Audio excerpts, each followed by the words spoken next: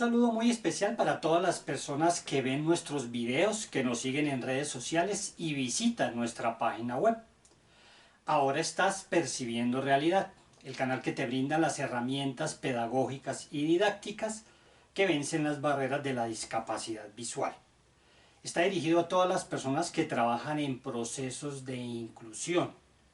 Mi nombre es Jorge Adolfo Nieto Díaz, un docente de Ciencias Naturales de Bogotá, Colombia, apasionado por la enseñanza de las ciencias y todo lo relacionado con su didáctica. En el día de hoy quiero que revisemos brevemente algunos conceptos teóricos relacionados con los circuitos eléctricos. No se te olvide darle like al video, suscribirte, activar la campanita para recibir las notificaciones y hacer comentarios y sugerencias que nos permitan mejorar día a día en la búsqueda de un verdadero proceso de inclusión en las aulas.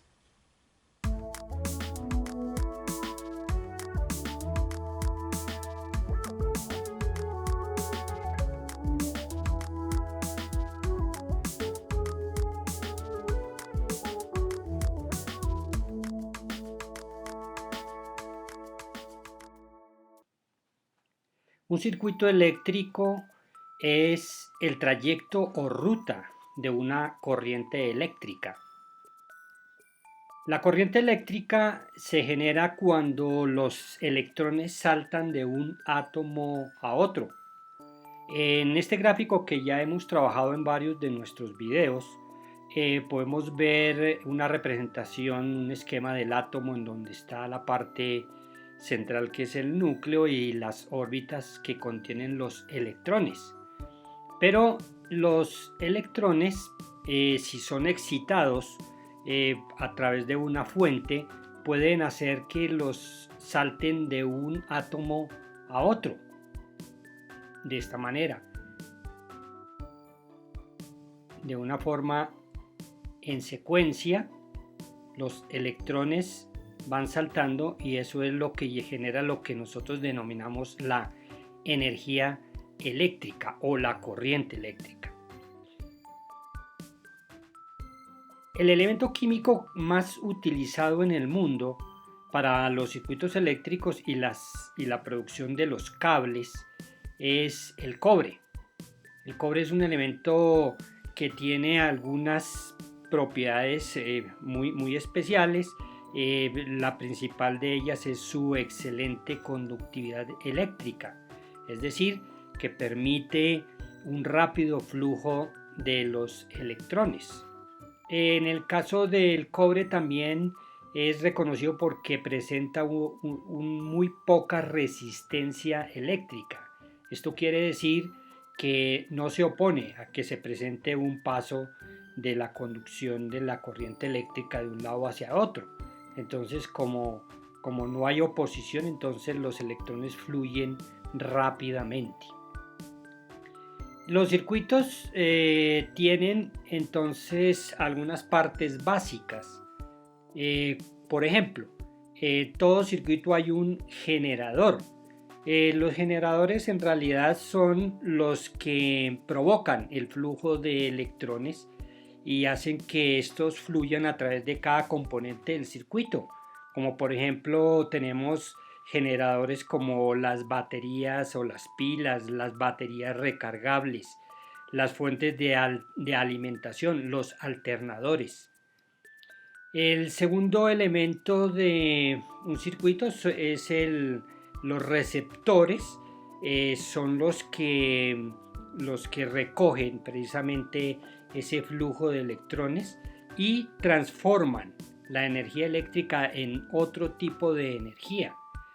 Por decir algo, un receptor puede ser una lámpara, puede ser un motor, pueden ser unas resistencias eléctricas, pueden ser unas tiras de LED, etcétera. Entonces ellas recogen el flujo de electrones, pero lo transforman en otro tipo de energía. Tenemos un interruptor, o lo que se denominan los circuitos, los elementos de control. Entonces, por ejemplo, en un momento dado se tiene que interrumpir el flujo de electrones o el flujo de la corriente eléctrica, y eso se hace precisamente a través de pulsadores, o se hace a través de interruptores, o se hace a través de conmutadores, precisamente para que la energía no pase, digamos, de una manera continua. El siguiente elemento es un fusible, que tienen la capacidad, por ejemplo, para percibir los cambios de la intensidad de la energía eléctrica, y por esa razón, si un circuito no resiste, digamos, el paso de ese flujo, entonces el fusible se funde, y al fundirse entonces impide que haya un paso de toda esa corriente, y que pueda ocasionar daños, digamos, a una persona o a un aparato en particular. Y un elemento que es básico en los circuitos son los conductores. Los conductores en realidad son como los cables que se colocan entre una parte y otra del circuito. Por ejemplo, podemos tener cables entre el generador y el receptor, o podemos tener cables entre, digamos, un receptor y el interruptor, o un receptor y el fusible. Entonces digamos que los conductores en realidad son cables. Como decíamos anteriormente, el elemento que más se utiliza para este tipo de trabajos es el cobre. Entonces también puede haber, por ejemplo, cables de un solo hilo, o puede haber cables de cobre que se forman por varios hilos, y esto les da cierta resistencia, también les da cierta flexibilidad. O sea que eso, tanto la flexibilidad de un cable y como la resistencia al paso de la corriente eléctrica, lo da el número de hilos de los cuales estén compuestos. Y entonces nosotros tenemos que los cables no siempre se utilizan, digamos, para diferentes funciones. Los cables varían dependiendo, digamos, el aparato que uno esté trabajando. Si uno, por ejemplo, está trabajando con un taladro, un cable normal le sirve, e inclusive una extensión normal le sirve, no va a haber un sobrecalentamiento, digamos, del taladro. Pero, por ejemplo, si uno está utilizando una plancha o un microondas, el gasto de energía es supremamente alto, y ellos no aguantan un cable normalito, tiene que ser un cable especial, un cable bastante grueso. Los circuitos son de varios tipos. Tenemos circuitos abiertos y tenemos circuitos cerrados. En los circuitos abiertos encontramos piezas que permiten abrir y cerrar, por ejemplo, los circuitos. En este caso, estos circuitos abiertos, tenemos tres variedades. Tenemos circuitos abiertos simples, circuitos abiertos en serie y circuitos abiertos en paralelo. Los circuitos cerrados, como su nombre lo dice, no tienen, por ejemplo, elementos de control. No tienen, por ejemplo, los interruptores, ni tienen este tipo de cosas, porque digamos, la energía en este caso pasa de una manera continua. Y estos circuitos cerrados también tienen tres variedades, y son las mismas que nosotros encontramos en los abiertos. O sea, hay circuitos cerrados simples, hay circuitos cerrados en serie y hay circuitos cerrados en paralelo. Aquí, por ejemplo, vamos a mirar en este gráfico las partes de un circuito eléctrico. Aquí tenemos el generador y acá está el receptor. Aquí el generador es una pila y el receptor es un bombillo. Pero también tenemos un interruptor y tenemos un fusible. Y todos estos elementos se unen a través de los llamados conductores, o como los conocemos comúnmente como cables. Otro ejemplo de circuito, aquí está la pila o la batería. Por acá tenemos el interruptor. Aquí hay una bombilla. Aquí hay un motor. Y acá hay un fusible. En este caso, por ejemplo, aparece un motor como otro elemento donde se va a transformar la energía. Aquí, por ejemplo, la energía eléctrica, cuando llegue al bombillo, posiblemente se va a convertir, por ejemplo, en energía lumínica y energía calórica, pero en este caso, cuando llegue al motor, se va a convertir en un tipo de energía que denominamos cinética o energía de movimiento. Y todos estos elementos también están unidos por una serie de conductores o de cables. Los circuitos eléctricos abiertos, entonces tenemos el circuito simple, tenemos una batería, un interruptor y una bombilla. Y todos están entonces unidos a través de cables, pero digamos que si el interruptor está abierto, la pila produce ese movimiento de electrones que planteábamos anteriormente y que se desplazan a través de todos los hilos de cobre que hay acá y pasan de manera seguida si el interruptor está abierto y llegarán al bombillo y harán que este bombillo se prenda. Pero si el interruptor está cerrado, entonces el flujo de energía llegará hasta acá y no podrá pasar y el bombillo no prenderá. Aquí tenemos un circuito en serie, está la batería, están dos bombillas, está el interruptor y funciona más o menos de la misma manera que el anterior, solo que acá hay dos bombillas. En el caso del circuito en paralelo, tenemos la pila, tenemos las bombillas, tenemos también el interruptor y tenemos una serie de cables, pero acá la pila está articulada a este primer bombillo y todos los cables que se desprenden de este segundo van a los cables de este primer circuito simple, que podríamos nosotros decir ahí.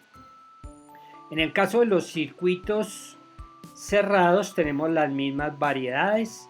El circuito simple, a eso hay una batería, una bombilla y simplemente hay una serie de cables que los conectan.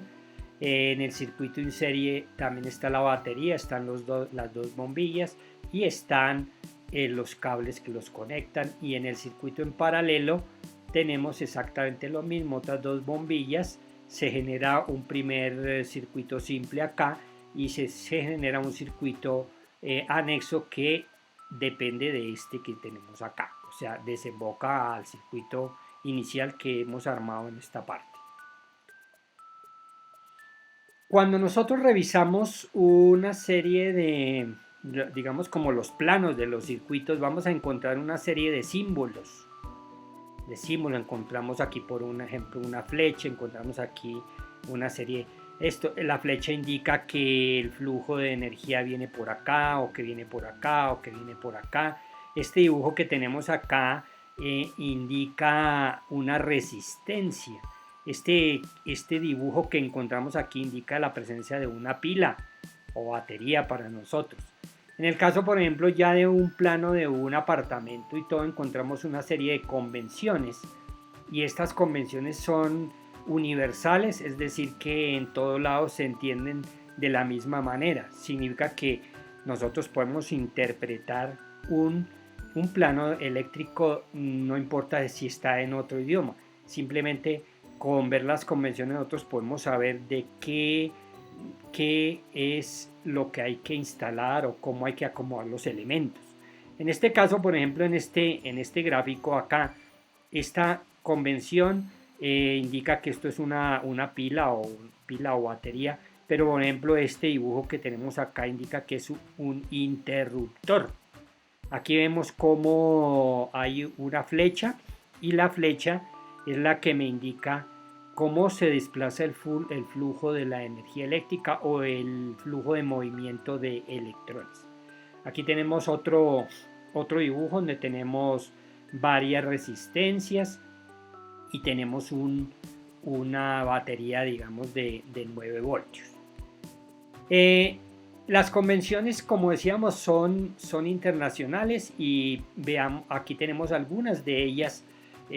Por ejemplo, está el circuito integrado, tenemos el símbolo de una resistencia, de un fusible, de otro tipo de resistencia, de un condensador. Indica que aquí hay un generador, que aquí hay una pila, un diodo en sentido permitido convencional. Un diodo es un elemento que permite que la corriente fluya en una dirección. La flecha indica la dirección del flujo eléctrico. La inductancia también es una característica de los circuitos relacionados con la oposición a un cambio de corriente. Tenemos el símbolo de interruptor, el símbolo del cable conductor. Tenemos este símbolo, indica que es un botón de timbre. Este indica que es una lámpara fluorescente. Este indica que es una batería, un timbre. Un círculo con una X indica que ahí va una bombilla. Una M significa motor. Un elemento termoeléctrico, o sea, que produce calor. Una fuente de corriente alterna. Este es el símbolo de un transformador. El símbolo de voltímetro, el símbolo de amperímetro, símbolo de una toma a tierra, o el símbolo de un diodo emisor de luz. Es decir, que uno cuando revisa un plano eléctrico, lo que hace es mirar qué tipo de convenciones de estas. Hay muchísimas más, pero digamos que estas son como las más comunes. Entonces nosotros podemos seguir el plano y podemos, digamos, armarlo y podemos decir, bueno, aquí va una bombilla, aquí tenemos que colocar un motor, aquí tenemos que colocar cables, aquí tenemos que colocar un timbre, etc. Es muy importante que nosotros aprendamos, digamos, que los circuitos eléctricos hacen parte de nuestra vida, porque en todos lados los tenemos en nuestras casas, los tenemos en nuestros trabajos, pero nosotros podemos entender, por ejemplo, que cuando uno entra al apartamento, prende una luz y se prende la luz de la sala, por decir algo, pero también se prende una luz del pasadizo. Entonces, cuando uno llega al pasadizo, puede, digamos, oprimir otro interruptor y apagar la luz digamos, del pasadizo sin necesidad de apagarlas de la sala. Entonces esto obedece a una serie de disposición de los cables y obviamente este tipo de trabajo pues los hacen unas personas que, digamos, que saben muchísimo de esto. Como nosotros estamos apenas viendo, digamos, como los elementos esenciales de un circuito eléctrico, entonces por eso tenemos otro video en donde nosotros fabricamos una serie de modelos. Los invito para que revisen este otro video en donde nosotros fabricamos modelos para que las personas ciegas y de baja visión puedan entender cuáles son los elementos que hacen parte de un circuito eléctrico. Entonces allí ustedes podrán entender muchísimas cosas porque podrán armar los modelos, pero también los podrán manipular y los podrán inicialmente copiar los planos, digamos, que nosotros proponemos allí en el video, pero posteriormente uno podría hacer unos nuevos planos, unas nuevas proposiciones de flujos eléctricos y ya digamos, mucho después de eso, sí pasar a trabajar con elementos reales. Digamos esto para evitar como el gasto excesivo de plata que a veces uno hace cuando está pasando por este tipo de temas.